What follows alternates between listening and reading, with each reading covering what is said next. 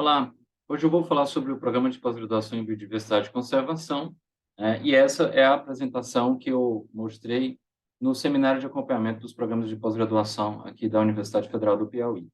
Então, eu sou o Leonardo Carvalho, sou o atual coordenador do programa, juntamente com o professor Júlio Fernando Vilela, o subcoordenador do programa, e nosso mandato vai até março do próximo ano.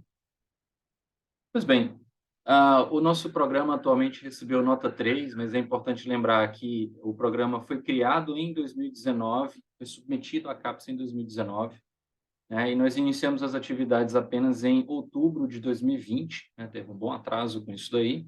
Então, o que consta na nossa ficha de avaliação é correspondente aí a menos de 6 meses de atividades do programa, e isso explica uma parte do que foi escrito naquela avaliação. Então, quanto ao primeiro item, o programa, nós recebemos dois conceitos bom e dois conceitos muito bom, e eu trouxe algumas falas que estão descrevendo a avaliação do nosso programa. Por exemplo, a organização dos projetos nas linhas de pesquisa não é equitativa, sendo 6 deles associados a uma única linha. Ou alguns docentes não tiveram orientados no período avaliado, ou são registradas 26 disciplinas, não sendo nenhuma de cunho botânico.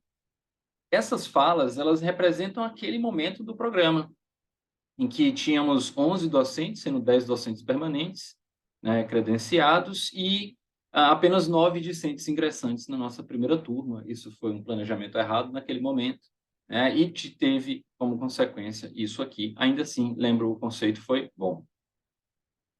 Eles elogiaram bastante o planejamento estratégico, então disseram que o programa apresenta planejamento estratégico completo, elaborado com muita maturidade, alinhado com o plano de desenvolvimento institucional da UF, e o planejamento apresentado, portanto, claramente demonstra o comprometimento do programa com sua expansão e desenvolvimento.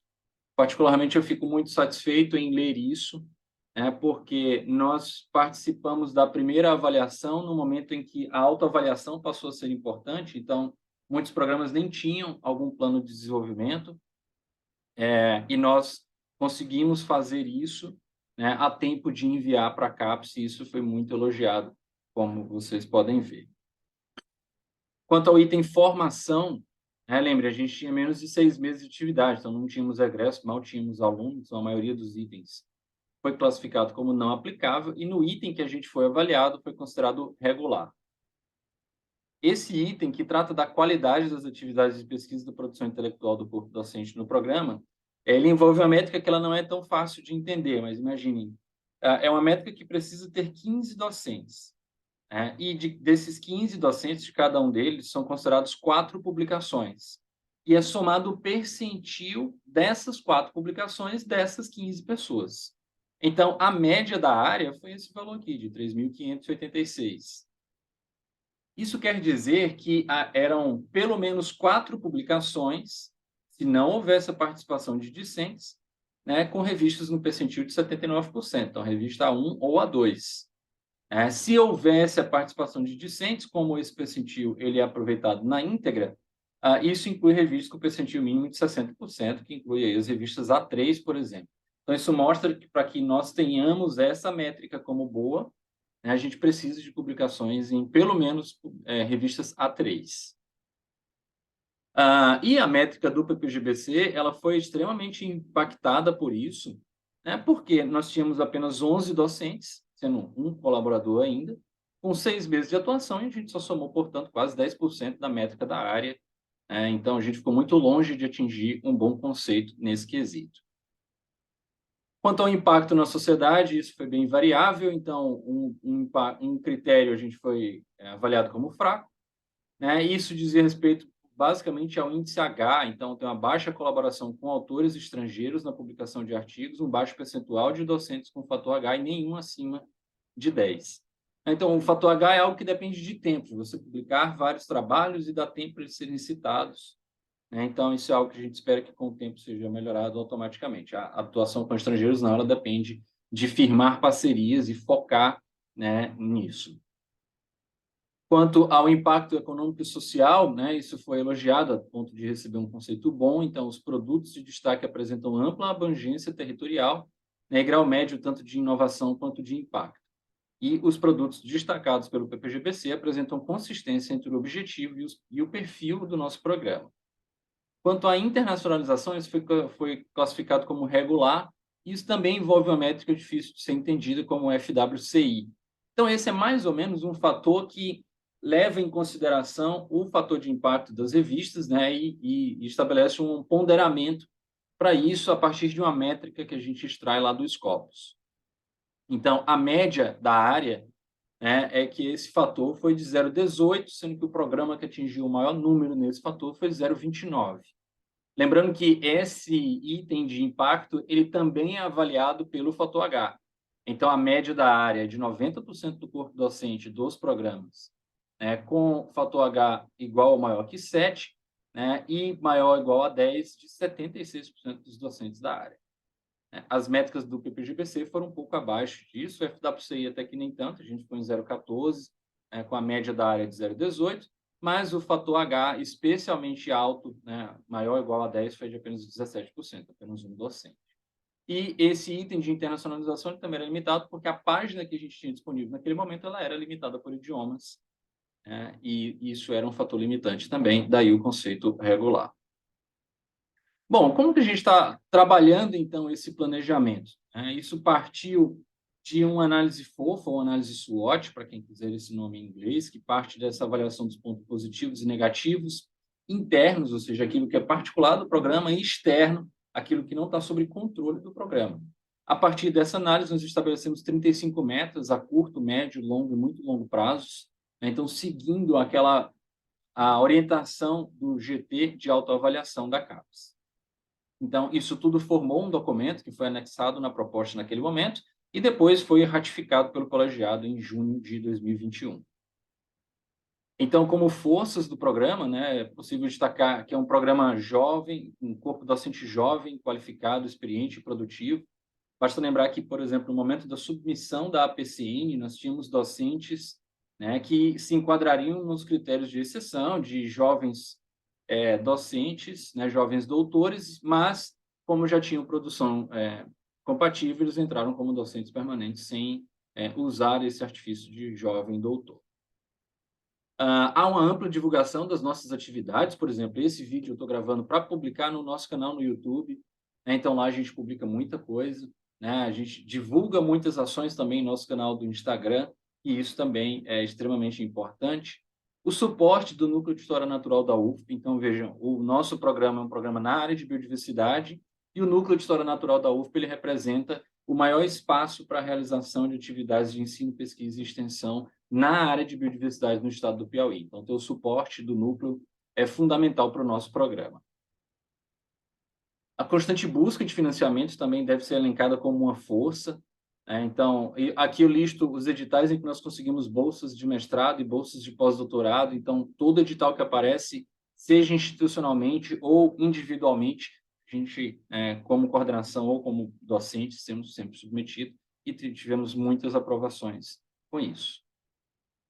A organização multicamp é importante, então é bom deixar claro, o nosso programa é um programa de sede localizada no interior do Piauí, em Floriano, mas a gente tem docentes credenciados em várias outras instituições, então isso faz com que a gente tenha uma abrangência de atuação muito forte, desde aqui em Bom Jesus até no norte do Piauí, em Parnaíba, e isso faz com que a gente possa atuar em diversos ecossistemas, e então é uma força muito significativa do nosso programa. Como fraquezas, né, e elas são várias, por exemplo, a heterogeneidade da produção acadêmica. A gente acabou de ter nosso primeiro bolsista de produtividade pelo CNPq, da mesma forma como teve docente que não publicou durante a pandemia. Então, isso são dois cenários muito heterogêneos, muito distantes, né, com bolsista de produtividade e pessoas sem produção. O site e os documentos eram disponibilizados apenas em português. Lembro que isso aqui são informações que estão naquele documento aprovado em 2021. Né? A ausência de residência estudantil é um problema. A gente atua num estado em que há muitas pessoas carentes, muitos alunos da universidade na graduação e na pós, né? Ao passo em que a pós-graduação não é atendida por esse tipo de política de auxílio estudantil. Há uma baixa oferta de bolsas, isso não é exclusivo do nosso programa, uma mudança muito grande em como as bolsas foram distribuídas nos últimos anos, e o nosso programa recebe poucas bolsas, assim como qualquer programa de pós-graduação atualmente.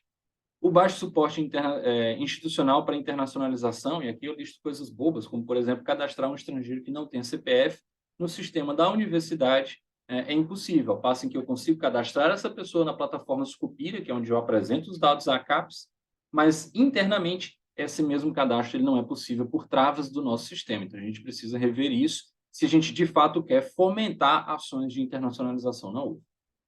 A carga horária docente ela é elevada, por exemplo, eu sou coordenador do programa e estou com 2 disciplinas na graduação agora, para o próximo período vão ser 3 disciplinas, além das disciplinas da pós-graduação e as ações da coordenação. Então, é uma carga horária elevada, né? E isso reflete-se para todos, né? Eu sou coordenador, estou com essa carga horária, e meus colegas igualmente têm carga horárias altas assim, e claro, isso toma tempo, né? E tira o nosso foco da ação da pós-graduação. Naquele momento também tínhamos não tínhamos funcionários nem espaços próprios, né, e isso era uma clara fraqueza. É claro que muitos desses pontos, como eu vou mostrar ao longo dessa apresentação, já foram melhorados. Por exemplo, agora a gente já tem uma secretária, a gente tem um espaço para coordenação e para a secretaria do programa, né, então a fraqueza ela já foi diminuída, né. Claro, a gente não tem sala de aula, não temos laboratórios e uma boa parte que a gente precisaria para uma estrutura própria, nós ainda não temos, mas o cenário melhorou um pouco, pelo menos. Como oportunidades, e aqui oportunidade é aquilo, lembra, é um fator externo, então é algo que não é controlado pelo programa, há uma baixa oferta de PPGs estricto sensus, né, em áreas correlatas, de modo que a gente tem uma demanda bem grande por discentes para o nosso programa. O programa exerce um forte impacto social na formação de recursos humanos, então, se a gente lembrar que o índice de desenvolvimento humano no PO é muito baixo, é um programa em uma área não atendida, né, ele passa a ter uma oportunidade muito grande para crescimento.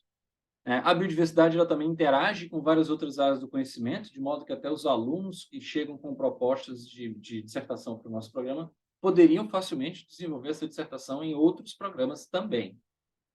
E a realização de eventos e aulas abertas à comunidade. Então, se você está assistindo esse vídeo aqui no YouTube, você pode olhar o nosso canal, e vão ter várias aulas e palestras e eventos que estão todos disponíveis aqui no YouTube.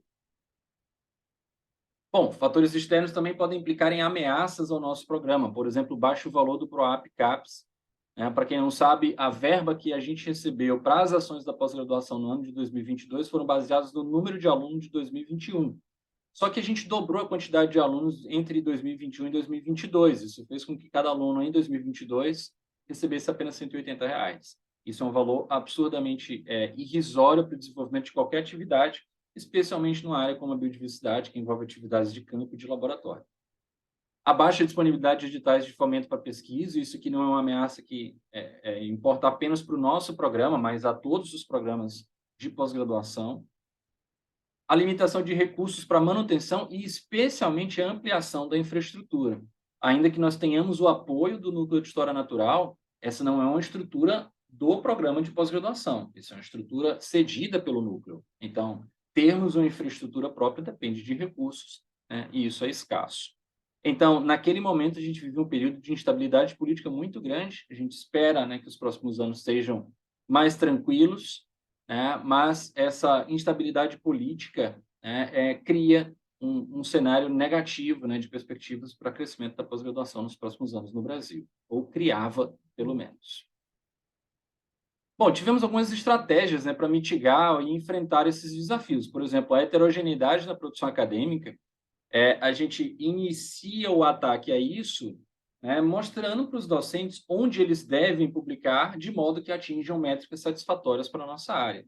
Então, juntamos métricas de quase 23 mil periódicos, e esses periódicos foram classificados entre não recomendados ou escolha duvidosa. Por exemplo, é um periódico que ele aparentemente tem uma boa métrica, mas ele pode ser um periódico predatório, né, e isso lá na frente pode vir a ser pesado negativamente na avaliação pela CAPES, assim como aqueles aceitáveis, que nem são revistas fantásticas, nem são revistas tão ruins, e, vejam, tem 7.875 periódicos, né, que nós consideramos ótimos, sendo que apenas em 90 desses, né, os docentes do nosso programa já publicaram. Então, a gente tem um universo muito grande de periódicos que a gente pode explorar e vão nos trazer boas métricas, né, para o nosso programa.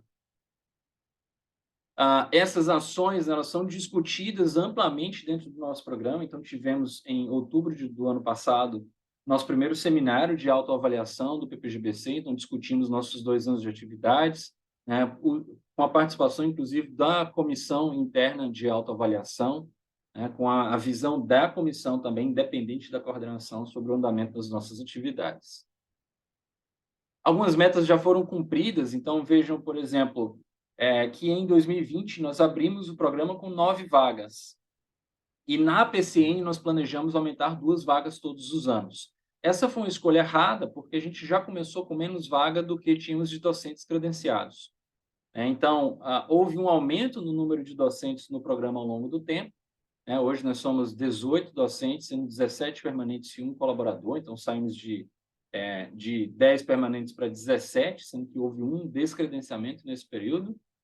E isso implicou que a gente aumentasse significativamente o número de vagas. Então, nós abrimos o edital no ano passado e esse ano para 20 vagas, né, para ingresso, sendo que a meta para esse ano era de 15 vagas. A gente bateu a meta já do ano que vem também.